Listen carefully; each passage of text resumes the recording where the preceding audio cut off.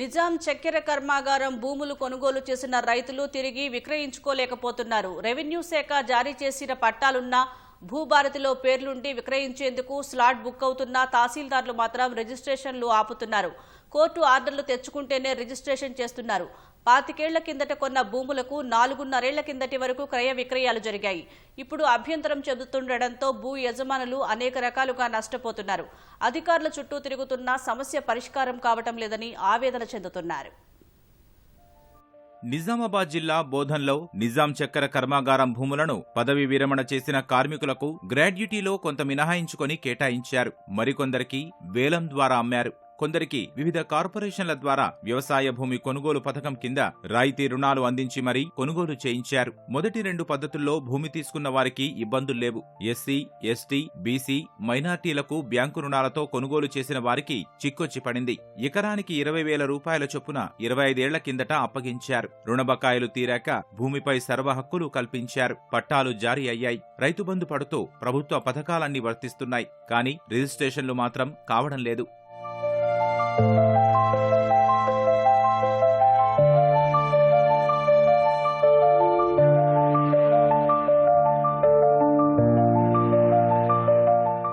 పై అధికారుల మౌఖిక ఆదేశాలతోనే భూముల అమ్మకాల రిజిస్ట్రేషన్లు నిలిపివేశారు. కోర్టుకు వెళ్లి ఆర్డరు తెచ్చుకున్న వారికి రిజిస్ట్రేషన్ చేస్తున్నారు. కోర్టు ఆర్డరు వచ్చే వరకు కాలయాపన అవుతోంది. అలాగని భూములు నిషేధిత జాబితాలో లేవు. విక్రయించేందుకు స్లాట్ బుక్ అవుతున్నాయి. కానీ రిజిస్ట్రేషన్ మాత్రం కావడం లేదు. కోర్టు ఖర్చులు, అధికారులు పెట్టే తిప్పలు భరించలేని వారు రెవెన్యూ ఉద్యోగులను సంప్రదించగా డబ్బులు తీసుకొని రిజిస్ట్రేషన్లు చేసినట్లు ఆరోపణలున్నాయి. 4.5 ఏళ్ల కిందటి వరకు క్రయ విక్రయాలు అనుమతించిన అధికారులు ఇప్పుడు అభ్యంతరం చెబుతున్నారని స్థానికులు ఆవేదన వ్యక్తం చేస్తున్నారు. మా దగ్గర ఎన్ఎస్ఎఫ్ భూములు ఉన్నాయి. నిజాం షుగర్ ఫ్యాక్టరీకి సంబంధించిన భూములు నిజామాబాద్ జిల్లాలో మొత్తం 14 ఫారాలు ఉండే. ఈ భూములు మాకు అప్పట్లో ప్రభుత్వము సబ్సిడీ పరంగా ఎస్టీ, ఎస్సీ, మైనార్టీ, బీసీ అన్ని కార్పొరేషన్ నుంచి మాకు భూములు ఇవ్వడం జరిగింది. మరి కార్పొరేషన్ సంబంధించిన అమౌంట్ కూడా మేము 2-3 ఇన్స్టాల్మెంట్ లో వాళ్లకు కట్టేయడం జరిగింది. మరి అమౌంట్ ఏదైతే మిగిలి ఉండేనో అది కాంగ్రెస్ ప్రభుత్వం అప్పుడు వైఎస్ రాజశేఖర రెడ్డి పాలనలో అది మాఫీ చేయడం జరిగింది. మరి అప్పటి నుంచి మా ఎన్ఎస్ఎఫ్ భూములు అన్ని రిజిస్ట్రేషన్లు జరుగుతున్నాయి. మరి గత 2 సంవత్సరాల 3 సంవత్సరాల క్రితము టీఆర్ఎస్ గవర్నమెంట్ లో ఉన్నప్పుడు మరి నారాయణ రెడ్డి కలెక్టర్ ఉన్నప్పుడు మా ఈ ఎన్ఎస్ఎఫ్ భూములను, పట్టా భూములను రిజిస్ట్రేషన్ ఆపేయడం జరిగింది. మరి పలుకుబడి ఉన్న నాయకులంతా ఎక్కడి రిజిస్ట్రేషన్ చేసుకుంటున్నారు. పేద ప్రజలకు ఇబ్బందికరంగా అవుతున్నది. ప్రభుత్వం దీన్ని వెంటనే స్పందించి వెంటనే రిజిస్ట్రేషన్ చాలు చేయాలని చెప్పేసి మాకు ఆవేదన ఉన్నది. ఇప్పుడు మేము ఏంటంటే మా పిల్లలు చదువుతున్నారు కాబట్టి, మా పిల్లల పెళ్లి ఉన్న చిన్న పిల్లలు ఉన్నారు అని మేము ఆ భూమిని ఆపినాం.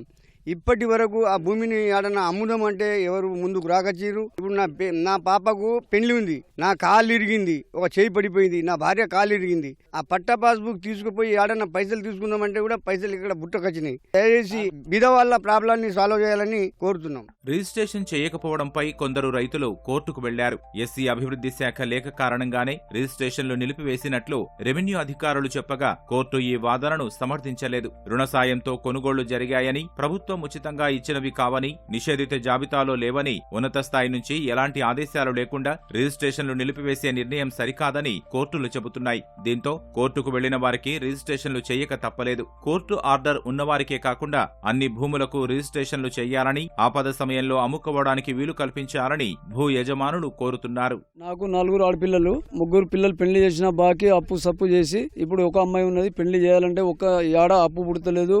పట్ట పాసులు పెట్టినా కానీ ఓలు రూపాయి ఇయ్యడానికి సిద్ధం లేదు. ఏప్రిల్లో అమ్మాయి పెళ్లి ఉంది. ఇప్పుడు సాగు బతుకులో పరిస్థితి ఉంది మాది.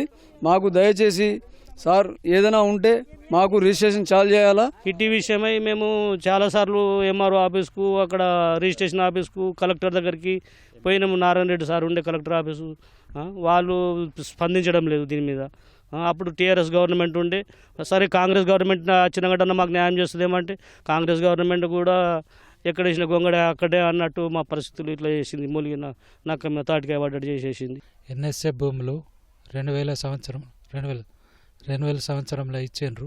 కానీ అవి ఇప్పటిదాకా అమ్మదామంటే ఎవరు కొంటలేరు. రిజిస్ట్రేషన్లు ఆగిపోయినాయి. పిల్లల చదువులకు కానీ పిల్లల పెళ్లిలకు కానీ చేద్దామంటే ఇబ్బంది అవుతున్నది. దయదలిసి ఈ భూముల రిజిస్ట్రేషన్ చేయగలని కోరుతున్నాను. 1 ఎకరం భూమి ఉన్నది, అమ్ముకుందామంటే రిజిస్ట్రేషన్ కాకొచ్చింది. నేను కొద్దిగా ప్రాబ్లంలో ఉన్నా. గవర్నమెంట్ మనకు అమ్మేందుకు పర్మిషన్ ఇస్తే కొద్దిగా దయచేసి నేను కోరుకుంటున్నాను సార్. భూమి ఉన్నా అవసరానికి ఉపయోగపడకపోవడంపై యజమానులు ఆవేదన వ్యక్తం చేస్తున్నారు. కాంగ్రెస్ ప్రభుత్వం తమ సమస్య పరిష్కరించాలని కోరుతున్నారు.